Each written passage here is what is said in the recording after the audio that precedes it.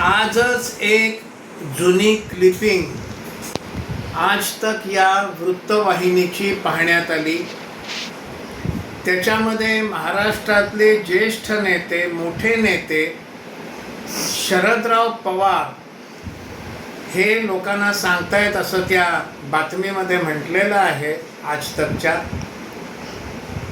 साताऱ्याचं मतदान आणि मुंबईचं मतदान याच्यामध्ये मोठं अंतर आहे. तारखा देखील त्यांनी सांगितल्या. जवळजवळ एक आठवड्याचं मतदान आहे, तारखांमध्ये फरक आहे.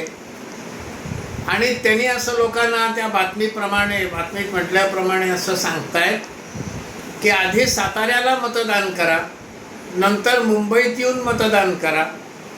मधल्या काळामध्ये तुम्हाला वेळ आहे ती शाई मात्र पुसायला विसरू नका, असं ते म्हणाल्याची ती बातमी आहे.